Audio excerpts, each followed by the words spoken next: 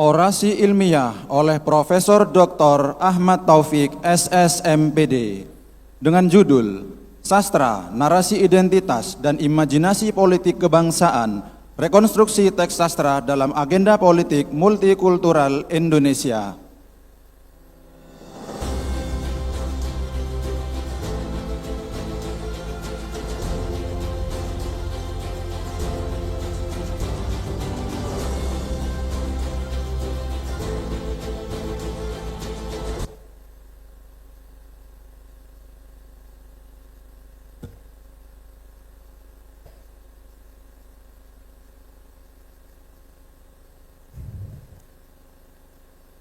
Assalamualaikum warahmatullahi wabarakatuh.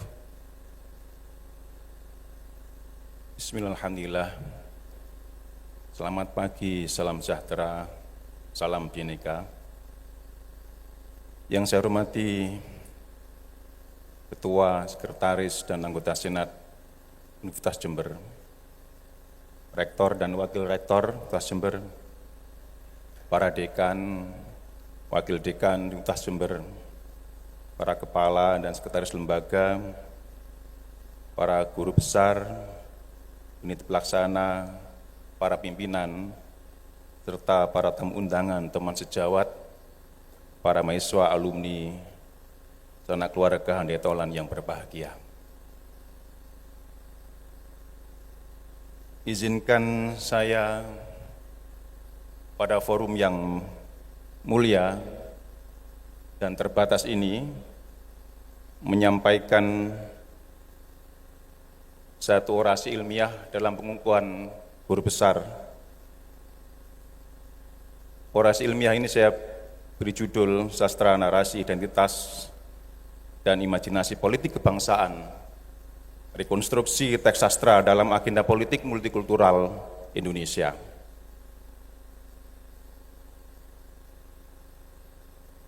Bapak Ibu hadirin, puan dan puan yang saya hormati, tragedi politik kebudayaan terjadi ketika terjadinya penghancuran secara simbolik dan non-simbolik dalam teks sastra Indonesia.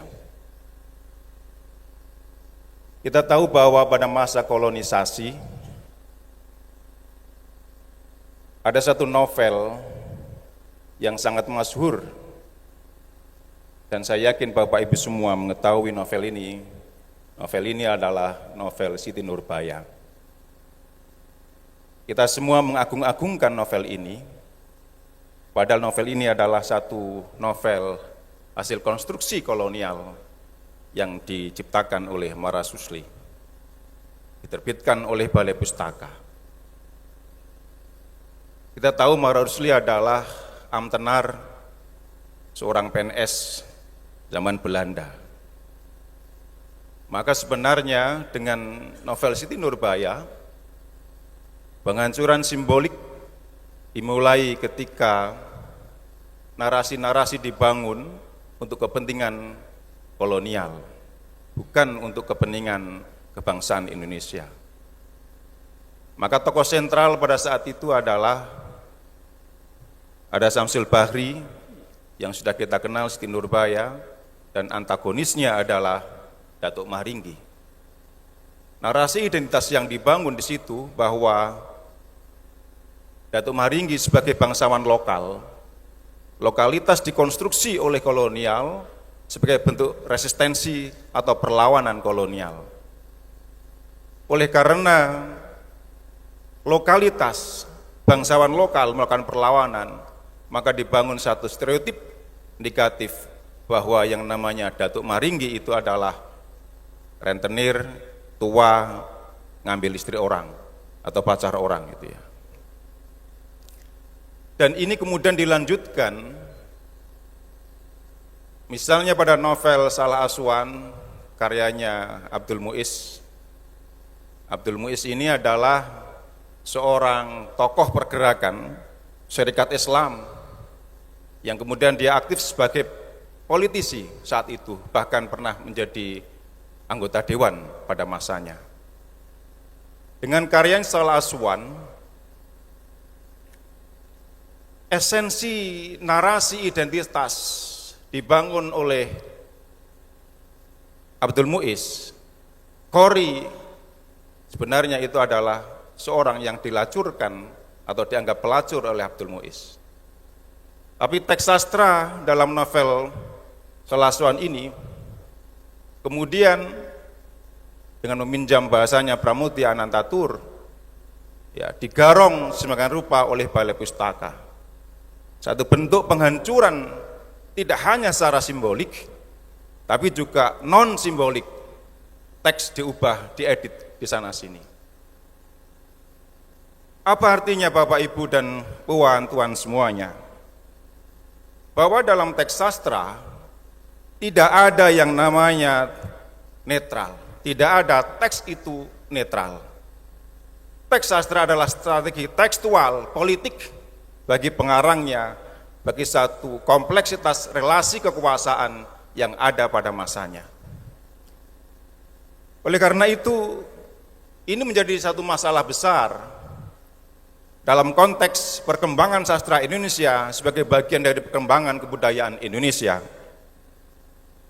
Maka narasi-narasi identitas yang itu cenderung mendistorsi, meruntuhkan peradaban kebangsaan Indonesia, maka menjadi tanggung jawab bagi pengarang-pengarang selanjutnya. Ambillah contoh misalnya apa yang dilakukan oleh Pramudia Anantatur dalam tetraloginya, dalam novel Bumi Manusia misalnya, mencoba untuk mengembalikan narasi identitas itu tidak diambil alih oleh kekuasaan politik kolonial, tapi diambil alih oleh kekuasaan politik pribumi. Narasi ini menjadi penting bahwa dalam proses perkembangan kebudayaan Indonesia tidak hanya soal bagaimana teks itu dianggap indah, teks sastra itu indah dan semestinya indah, tapi bahwa lebih dari itu teks sastra tidak hanya indah, tapi mengandung ruang ideologis, ruang konstruksi politik kebudayaan yang ada di dalamnya. Bapak Ibu yang saya muliakan, Puan dan Tuan, oleh karena itu, satu posisi strategis yang bisa ditawarkan adalah membangun satu rekonstruksi teks sastra multikultural sebagai agenda politik multikultural di Indonesia. Kita dapat ambil contoh, ada dua novel penting yang bisa menjadi satu inspirasi bagi peradaban kebudayaan Indonesia ke depan. Yang pertama misalnya novel Hari ke Hari karya Mahbub Junaidi yang mengambil latar belakang kemerdekaan. Tapi secara substansial dan esensial, Mahbub Junaidi seorang tokoh pergerakan, seorang tokoh NU, Ketua Umum PBPMI pada masanya, mengkritik secara keras perilaku-perilaku politik yang terjadi pada saat itu, politisi yang hanya mementingkan kepentingan pribadi. Nasionalisme dibangun tidak untuk sekelompok orang, tapi adalah untuk peradaban Indonesia yang lebih canggih, yang lebih bermartabat. Bapak Ibu, yang luar biasa, ketika misalnya Y.B. Mangunwijaya, seorang tokoh Katolik, menawarkan dalam novel Burung-burung Rantau, Y.B. Mangunwijaya menawarkan bagaimana memikirkan satu proyeksi kebangsaan Indonesia, pasca Indonesia, pasca nasional. Agenda politik multikultural mestinya dipikirkan untuk mengarahkan manusia-manusia di masa depan adalah manusia-manusia yang lintas batas. Tidak eksklusif pada batas-batas teritorial tertentu, tapi dia mampu berkesanggupan untuk menjalin kerjasama lintas etnik, lintas agama, dan lintas bangsa. Oleh karena itu, Bapak Ibu, dalam kesempatan yang sangat terbatas ini, satu rekomendasi yang ingin saya tawarkan, penting bagi seluruh khalayak, praktisi pendidikan, pengambil kebijakan, para politisi, tidak hanya membaca buku-buku politik ansih, tapi juga membaca buku-buku sastra yang ada di dalamnya, ruang ideologis dan konstruksi politik multikultural Indonesia. Ini bertujuan untuk mengembangkan ruang ideologi yang terbuka dan humanis, membangun imajinasi politik kebangsaan yang inklusif dan berwawasan masa depan. Bapak Ibu yang saya muliakan, demikian orasi ilmiah saya, karena memang waktunya terbatas, saya sampaikan terima kasih. Moga-moga yang terbatas ini memberi inspirasi kita semua. Selanjutnya saya ucapkan terima kasih dan penghormatan yang tak terhingga kepada kedua orang tua saya, almarhum Bapak Haji Ahmad Nadir dan almarhumah Ibu Hajah Khalifah, yang telah mendidik kami dengan sabar, penuh keteladanan dan semangat yang tak pernah lapuk. Semoga Bapak dan Ibu dilapangkan makbarohnya dan selalu mengalir pahala untuk kedua beliau. Demikian pula kepada Bapak mertua saya, almarhum Bapak Marzuki, dan Ibu mertua almarhumah Ibu Hajah Siti Sulastri, yang telah menerima saya yang penuh dengan keterbatasan. Satu cerita, waktu saya melamar istri saya, ditanya pekerjaannya apa? Saya jawab, saya masih aktif di organisasi. Karena saya masih menjadi ketua cabang PMI Jember. Selanjutnya ucapan terima kasih juga saya sampaikan kepada Menteri Dikti-Saintek beserta jajarannya, Rektor Jember, Dr. Iwan Taruna M.Eng, para Wakil Rektor, Prof. Slamin, Prof. Dr. DRG Sri Hirnawati, Dr. Fendi Setiawan, dan Prof. DRS Bambang Kuswanti, Ketua Senat Akademik Jember, Bapak Andang Subharyanto, beliau juga dosen saya pada saat saya S1 di Fakultas Sastra saat itu, Dekan FKIP, Bapak Muhammad Naim, para wakil dekan, teman-teman saya di Prodi, mana ini teman-teman saya di kolega di Prodi ini? Oke, terima kasih. Direktur Program Pasasarjana Jember, Prof. Dr. Budi Setiono, Wadir 2, kolega saya di Pasasarjana, kemudian Kepala LP2M dan juga LPMPP, Ketua Sekretaris dan jajaran pengurus pejabat di lembaga penelitian periode 2008-2012, teman-teman kolega pejabat di LP3M 2017-2019, kemudian Kepala Biro, teman-teman di kepegawaian yang telah membantu semuanya, guru-guru saya sejak SD sampai SMA, terima kasih. Semua dosen S1, S2, S3, dan khusus kepada dosen pembimbing saya, rawuh Bapak Haji Maroto Yusuf, nun sewu, nggih. Beliau juga mantan Warek 3. Kemudian ada almarhum Pak Kristanto Piraharjo, Prof. Dr. Setio Yono Sudikan, Prof. Haris Supatno. Terima kasih yang terdalam saya sampaikan kepada Kiai Haji Abdullah Syafil Arifin yang hari ini hadir, pengurus lembaga dakwah PBNU, jabat-jabat saya di PCNU, YPNU Jember, PB IKAPMI, PC IKAPMI Jember, Jamaah Nahdien, Jamaah PMI di UNED. Mana ini?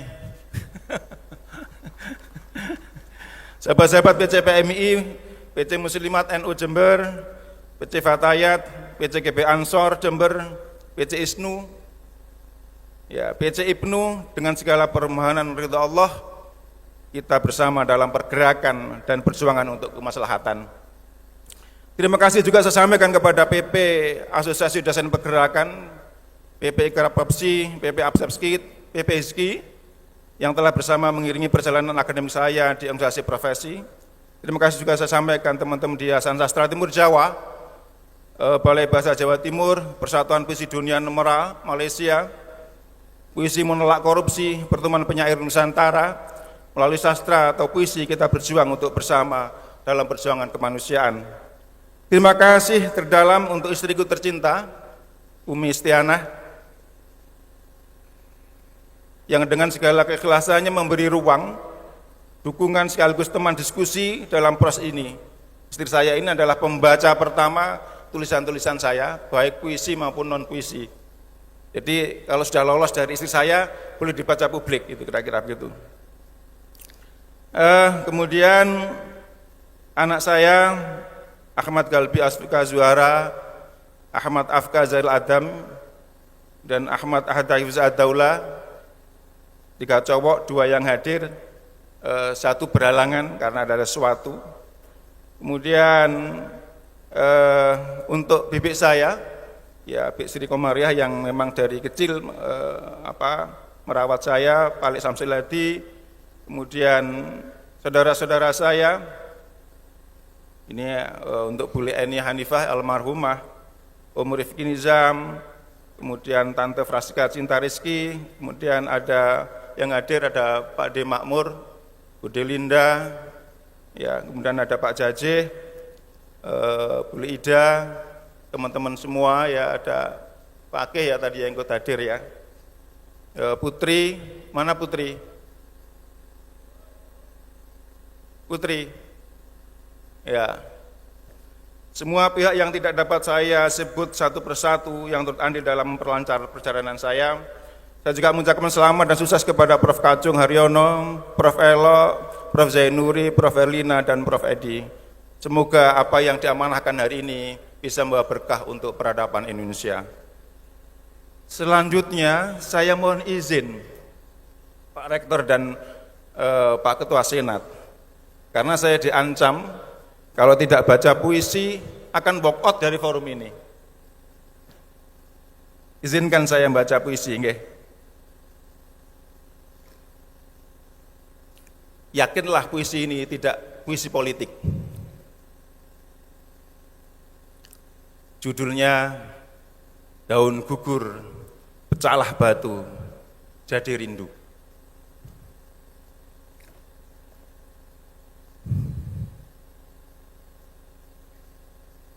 Daun gugur, pecahlah batu, jadi rindu.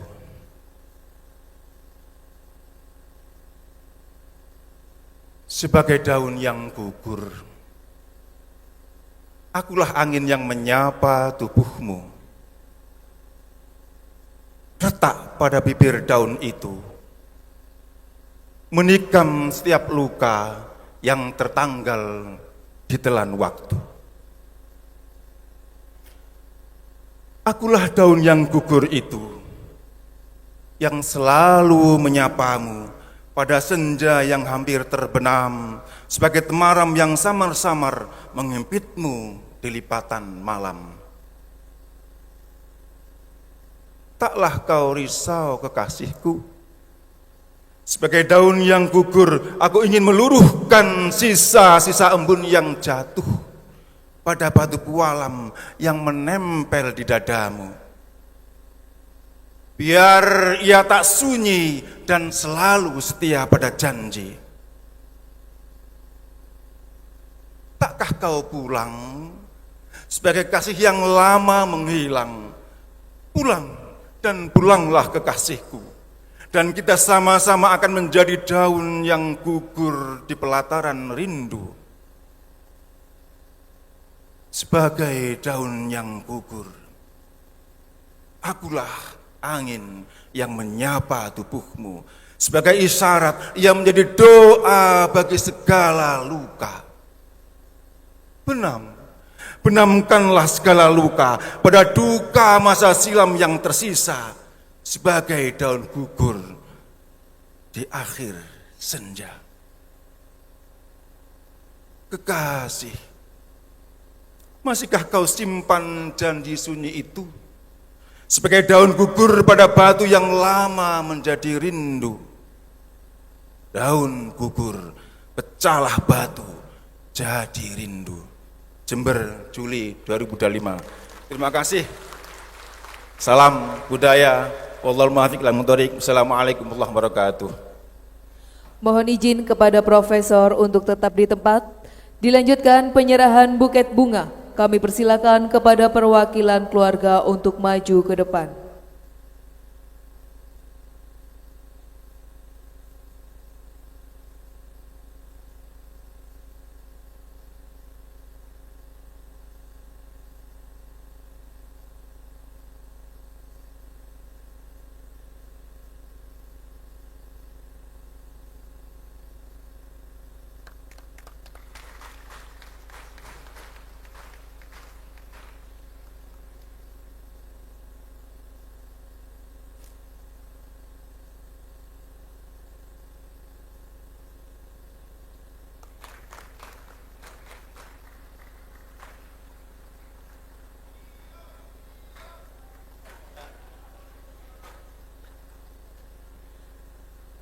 Selanjutnya kepada Profesor dan keluarga disilakan kembali ke tempat.